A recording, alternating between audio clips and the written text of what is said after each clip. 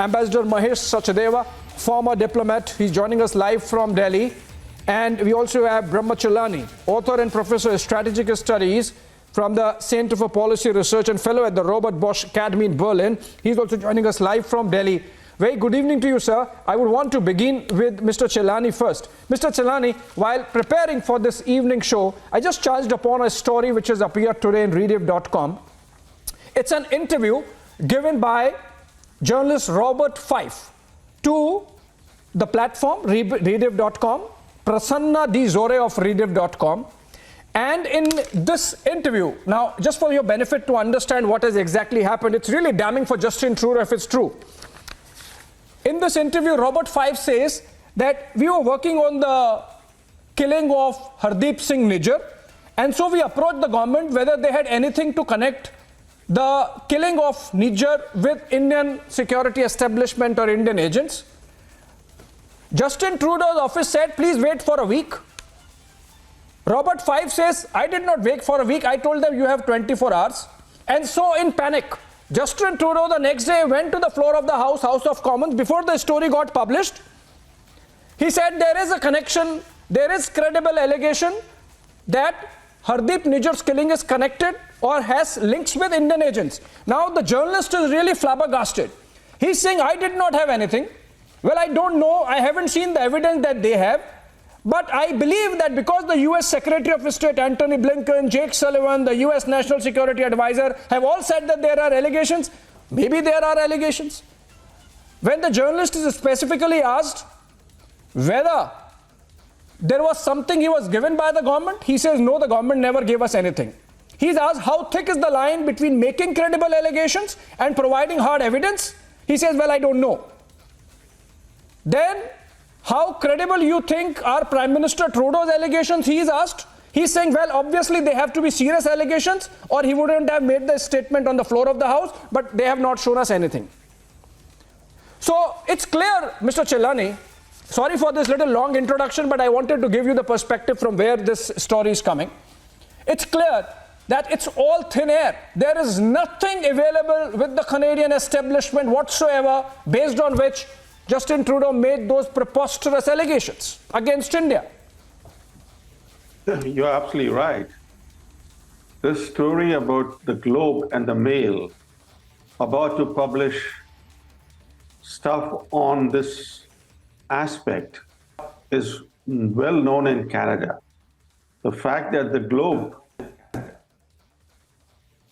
pushed Trudeau to air his allegations from the floor of Parliament indicates how ill-prepared Trudeau was to make a serious statement in the House of Commons. Even more damning is the fact that the leader of the opposition in Canada, who's also a member of the Privy Council, and therefore any member of the Privy Council has access to national secrets, and the leader of the opposition has said publicly that Trudeau has not provided any facts even to him in private. And the Premier of British Columbia, where the killing occurred, he said again in public that the intelligence briefing he received on the matter included only information available to the public doing an internet search. In other words, not only has Trudeau not presented an iota of evidence in public, even in private, he has not provided any evidence of any kind to the leader of the opposition and the Premier of British Columbia. And if you just look at Trudeau's own statement on the floor of the House of Commons, it's with caveats. He talks about credible allegations, about a potential link between India's government and the shooting of Hardeep Singh Nijjar. Potential link, not an actual link. And then this phrase, credible allegations, is an oxymoron. There's credible evidence, but not credible allegations. An allegation is an allegation. So he qualified his statement in two important aspects when he leveled charges against the Indian government. You don't do that. You don't mar an important relationship with an important country by airing simply allegations, that too about a potential link.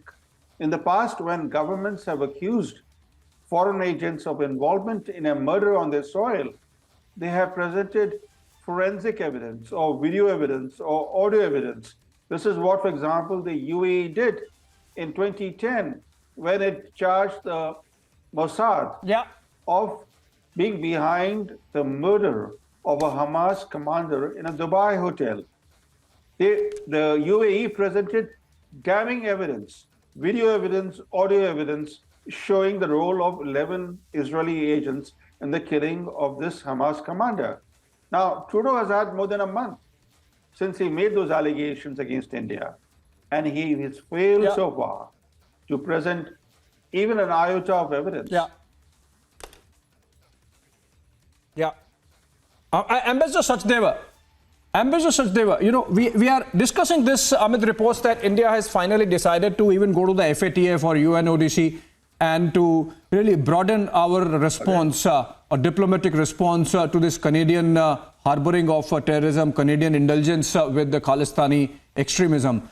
You think, please share with us what's exactly the process that happens when we do this against a country which otherwise was a friendly nation, unlike Pakistan, in which case we have been absolutely clear that Pakistan's support of terror as a state policy has to be clamped down upon at multiple levels. How do we go about this FATF and UNODC business with Canadians? I think we should be doing it in a much better way than Canadians have invented their spleen without having any particular evidence.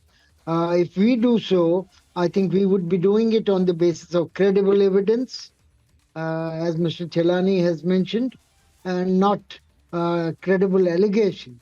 And there's plenty. You have yourself cited that Canadian intelligence was in regular touch with Mr. Niger, the assassinated militant who was declared terrorist by India 3 years ago. So there is a smoking gun there, and there would be other evidences of money being collected. We have all seen the posters on the perimeter of the Gurudwaras asking for assassination of Indian ambassador, Indian High Commissioner, Indian Consul General, and others publicly. If that is not terrorism, I don't know what terrorism is. Yeah, absolutely. And Professor Chellaney, you know, is this then a case of four blind men trying to decipher an elephant? I mean, the reporter of Globe and Mail says he assumed that the government has something. The government assumed that the reporter has something. The reporter then says maybe the Five Eyes network has something. The Americans say maybe Trudeau, because he has spoken from the floor of the House in Parliament, maybe he has something. And then it becomes an Anglosphere thing. Because you have to, you know, defend your body, you are doing it, maybe nobody has any evidence. Seems that's the case.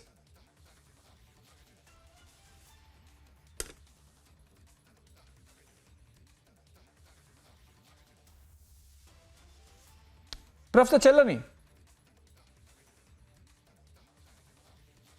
I think we lost the connection there. Professor Chellaney, are you getting me? Is this question to me or to the ambassador? Yes, to you. It was to you because you mentioned in your one of your posts about the Anglosphere thing. That's why I was asking that this is becoming a case of, you know, a buddy defending another without knowing whether that defense is there or not. Because the reporter says he assumed that the Trudeau government has some evidence. Trudeau government assumed that maybe the reporter has some evidence. Antony Blinken assumed that maybe there was some evidence based on which Trudeau went to the floor of the House. And poor Australians down under believe, okay, fine, if Antony Blinken has said something, maybe it might be true. Nobody has anything. Nobody knows anything. You're absolutely right. In fact, you put it very well. The fact is that if there was any evidence of any kind linking the Indian government with the killing, the Trudeau government by now would have released it. The fact it's going around in circles. It is what Trudeau is doing. He's trying to rope in Canada's allies. He's trying to put pressure on India without any evidence of any kind being presented by his government. To make matters worse, everybody in Canada knows that Sikh radicals wield real political influence in that country. Trudeau keeps his minority government afloat with the help of Jagmeet Singh, the New Democratic Party leader, a Sikh, who's also a Khalistan sympathizer. And according to Trudeau's own former foreign policy advisor, action was not taken to chalk off terrorist financing for the Khalistanis because Trudeau did not want to lose the Sikh vote to Jagmeet Singh. So you can imagine how, in a murky political situation of this kind, Trudeau levels allegations against a friendly country like India, bringing the bilateral relationship to the lowest point ever. And I think there is a larger lesson for India. And I think we should not forget this larger lesson, which is that after the Air India bombing of 1985, successive Indian governments let Canada off the hook. The fact is that, according to Canada's own inquiries, that Air India bombing, which killed 329 people, largely of Indian origin, was masterminded by the Babar Khalsa chief, Talvinder Parmar, the very terrorist Indira Gandhi had urged Trudeau's father, the then Prime Minister Pierre Trudeau. Indira Gandhi had requested Pierre Trudeau to extradite Parmar to India.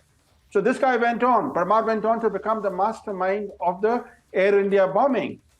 And for more than 2 decades, Canada did not institute a commission of inquiry into that Air India bombing. And there was no pressure from New Delhi. And ultimately, when the commission of inquiry delivered its report, 25 years after the Air India bombing, all it talked about was sloppy investigation by the Canadian agencies. Now imagine if India had sheltered terrorists who then went on to down an American or a Canadian or a British jetliner. These countries would have shamed India continuously for years and years together. But successive Indian governments never put pressure on Canada to come clean, allowing Canada to delete damning evidence of its culpability in that bombing. Right. Hopefully, sir, this time we are not letting go of it and we are going to put suitable, adequate, reasonable pressure on the Canadian establishment, not just Justin Trudeau, but the entire Canadian establishment to make sure that they stop indulging with the Khalistani terrorists and extremists and the kind of actions the government is taking, including the reports that we would be approaching the FATF and UNODC and make sure that Canadian linkages with harboring of these Khalistani elements are exposed. On that note, I'm running out of time. Thank you so much, Professor Chellaney and Ambassador Sachdeva, for joining us. It's a big breaking development. We'll try and connect with Robert Five, the bureau chief of the Globe and Mail, who did that story and has in an interview said that he had no evidence, Trudeau has no evidence, nobody has evidence, but then there might be something. Okay, on that note, thank you so much. We'll take a short break on the other side.